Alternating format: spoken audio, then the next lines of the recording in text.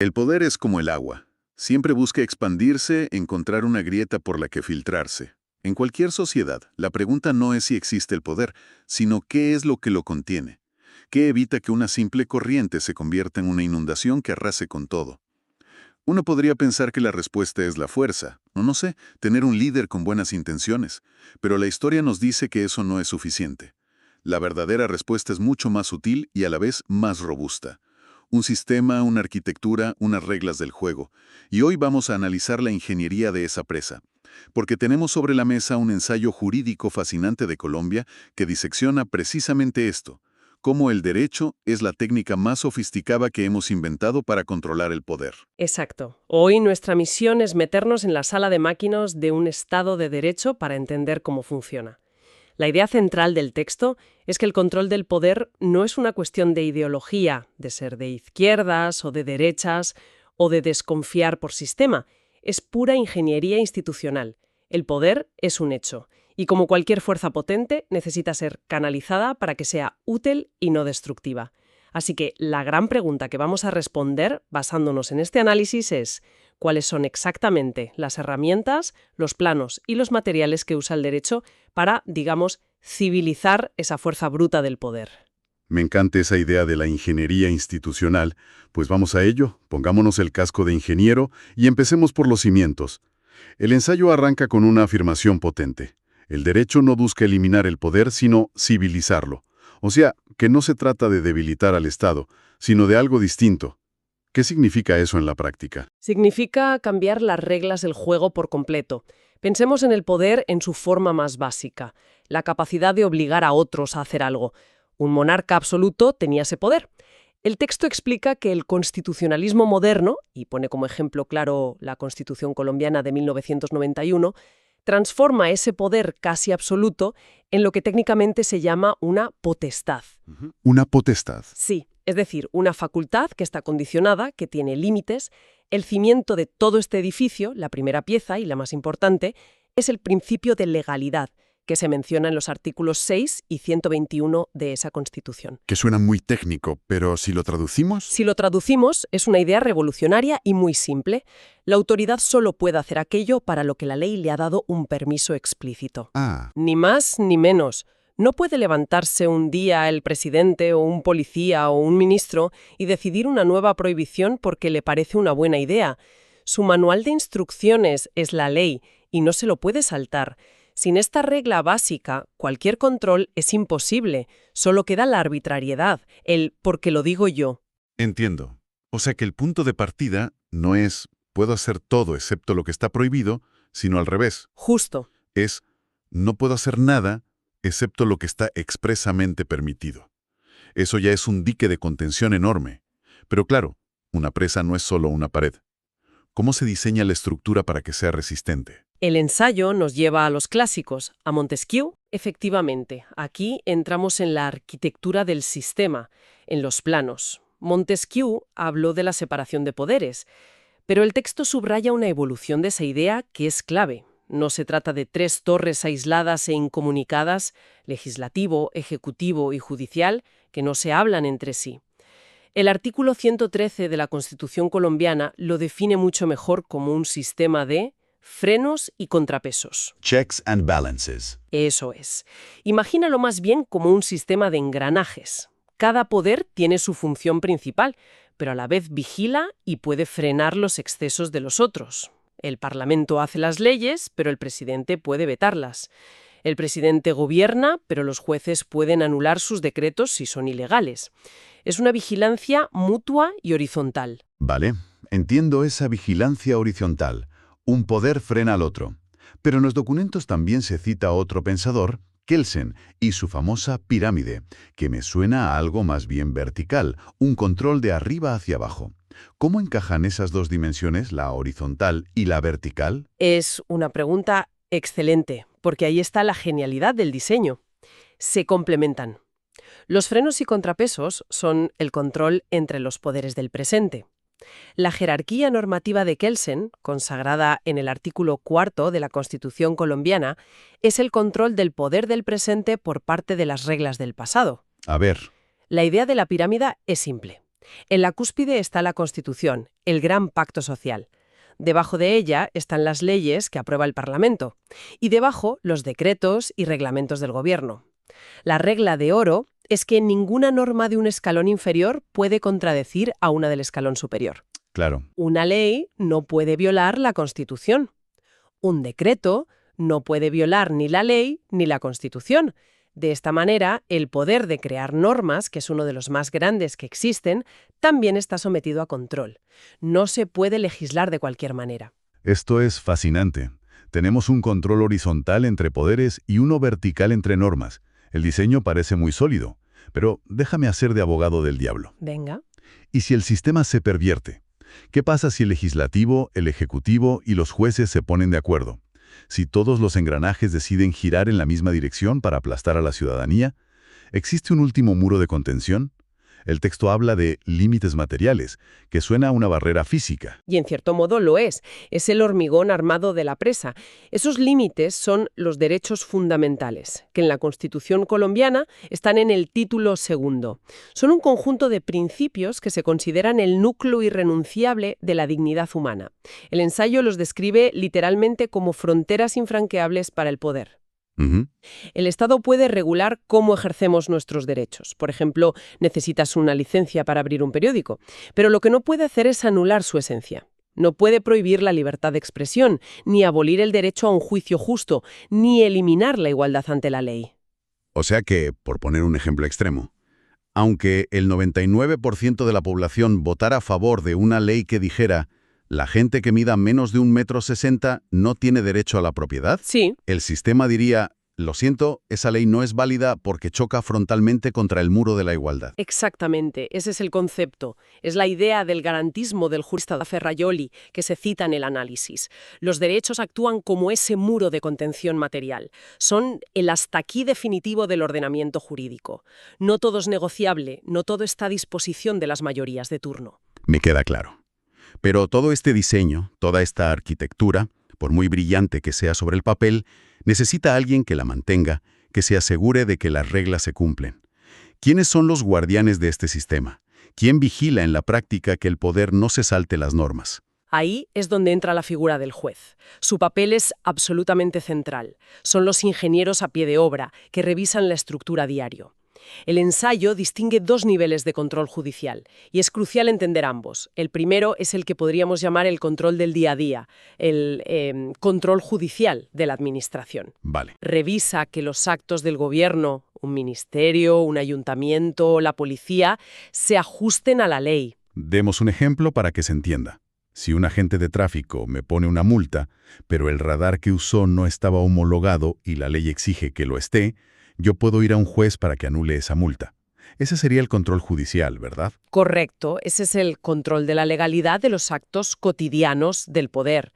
Pero luego está el segundo nivel, el pez gordo, el control constitucional. Ajá. Este ya no revisa un acto administrativo concreto, sino la validez de las propias leyes que aprueba el Parlamento, el órgano de la soberanía popular. Un tribunal constitucional revisa que esas leyes no se estrellen contra el muro de los derechos fundamentales o cualquier otra parte de la Constitución. Y eso sí que es un poder inmenso. Que un puñado de jueces le pueda decir a todo un parlamento elegido por el pueblo, lo siento, la ley que ustedes han aprobado no vale. El texto pone un ejemplo colombiano que me ha dejado boquiabierto. La sentencia C-141 de 2010. Es que ese caso es el ejemplo definitivo de hasta dónde llega el control. En esa sentencia, la Corte Constitucional colombiana no anuló una ley cualquiera. Anuló una reforma de la propia Constitución que permitía la reelección del presidente. Vaya. Y el argumento fue que, aunque el Congreso tiene poder para reformar la Constitución, no tiene poder para sustituirla o desnaturalizarla. O sea que estableció límites incluso al poder de cambiar las reglas del juego. Es como si el sistema operativo se protegiera a sí mismo de que un usuario, por muchos permisos que tenga, borre los archivos esenciales para que el ordenador funcione. Espera un momento. ¿Me estás diciendo que ni siquiera el pueblo, a través de sus representantes, al reformar su propia Constitución, tiene un poder absoluto? Si la Constitución es la norma suprema, ¿de dónde sale esa limitación? Es una de las teorías más fascinantes del derecho constitucional moderno. La idea es que toda constitución tiene un núcleo, una identidad, unos pilares maestros, la democracia, la separación de poderes, los derechos fundamentales, que la definen. Entiendo. Se puede reformar el edificio, cambiar las ventanas, pintar las paredes, pero no se pueden derribar los muros de carga, porque entonces ya no es el mismo edificio. Y el guardián de esos muros de carga es el Tribunal Constitucional. Vale, pero esto nos lleva a la pregunta del millón. Si le damos tanto poder a los jueces, ¿qué evita que sean ellos los nuevos tiranos? ¿Qué controla a los controladores? Fundamental. El sistema sería un fracaso si la última palabra la tuviera el capricho de un juez. Por eso, el ensayo destaca dos herramientas clave para someter también al Poder Judicial. La primera es el precedente. La sentencia SU 047 de 1999, que se menciona, lo deja muy claro. En principio, los jueces deben seguir las decisiones que los altos tribunales han tomado antes en casos similares. Un momento. Eso del precedente me suena un poco a que los jueces se convierten en robots obligados a repetir lo que se dijo hace años, donde queda su capacidad para interpretar la ley en un caso nuevo que siempre tiene matices únicos. Es un equilibrio delicado. El precedente no es una cárcel, pero sí una guía muy exigente. Su función es dar estabilidad y previsibilidad. Imagina el caos si la justicia fuera una lotería. Si dos casos idénticos tuvieran soluciones opuestas dependiendo del juez que te toque, generaría una desconfianza total. Claro. Y precedente es como la memoria del sistema judicial. Un juez puede apartarse de él, pero tiene que justificarlo de una forma extraordinariamente sólida, demostrando por qué el caso es distinto o por qué la doctrina anterior estaba equivocada. Entiendo. Es una memoria con capacidad de actualizarse, pero no a la ligera. ¿Y la segunda herramienta que mencionabas para controlar a los jueces? Es la motivación, que no es otra cosa que la obligación de los jueces de razonar sus sentencias por escrito. No vale un culpable porque sí, o un le doy la razón a esta parte porque me convence más. Tienen que construir un argumento lógico, casi como un ensayo, explicando qué hechos han quedado probados, qué normas aplican y cómo llegan a su conclusión. O sea, ¿tienen que enseñar las cuentas de su razonamiento? Exacto. Me gusta. El sistema parece robusto en tiempos de paz. Pero vamos a la prueba de fuego. ¿Qué ocurre en una crisis mayúscula? Un atentado, una pandemia, un desastre natural. En un estado de excepción, cuando un gobierno necesita actuar con agilidad y contundencia, ¿no se tira por la ventana todo este sistema de controles para salvar la situación? Es uno de los puntos más reveladores del análisis, porque la respuesta es justo la contraria.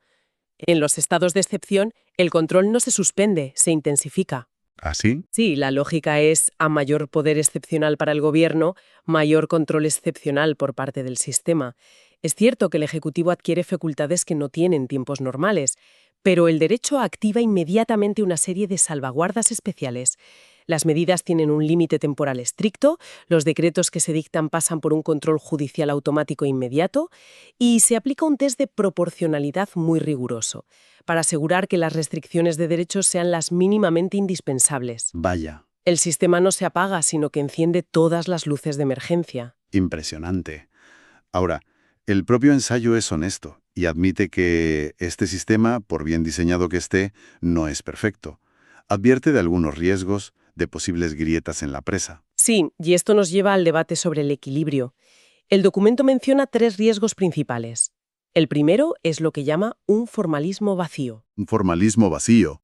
Sí, un control que es pura fachada, que cumple los trámites en el papel, pero que en el fondo no se atreve a cuestionar las decisiones del poder. Es como un inspector que firma el informe sin haber mirado la obra. Un teatro de la legalidad. El segundo riesgo sería casi lo contrario, ¿no? La judicialización excesiva. Exacto. La idea de que los jueces se metan en todo, que invadan el terreno de la política y acaben tomando decisiones que deberían corresponder a los representantes elegidos por el pueblo. El famoso gobierno de los jueces. Exactamente. Es un debate candente en muchas democracias.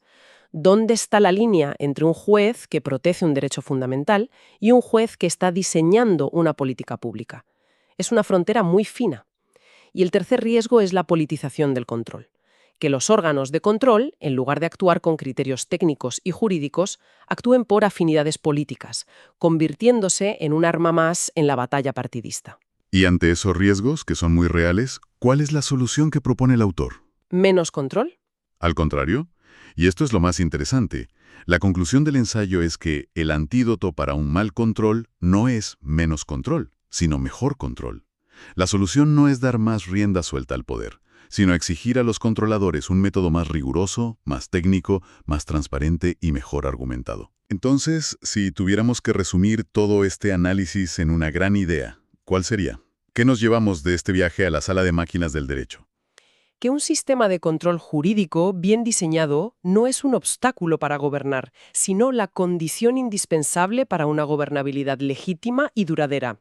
El derecho no es un freno de mano, es el cauce de un río. No detiene la corriente, la dirige, evita que se desborde y permite que su fuerza se aproveche para el bien común, dándole la confianza de la ciudadanía. Ujú. La eficacia de esta ingeniería reside en la combinación de todas esas capas que hemos visto: reglas previas, límites materiales, procedimientos exigentes y, sobre todo, controles institucionales que lo garantizan. El texto lo cierra con una frase que es demoledora: el poder sin derecho manda, el poder con derecho gobierna. La diferencia es la legitimidad. Una diferencia potentísima. Y me gustaría terminar con una reflexión que se deriva de todo esto para que quien nos escucha se la lleve a casa. El ensayo se centra, lógicamente, en el poder del Estado, el poder político tradicional. Pero hoy vivimos en un mundo donde existen otras formas de poder inmensas. Desde luego. Corporaciones tecnológicas globales que deciden qué vemos y qué no, plataformas que moldean el debate público, actores financieros que condicionan economías enteras.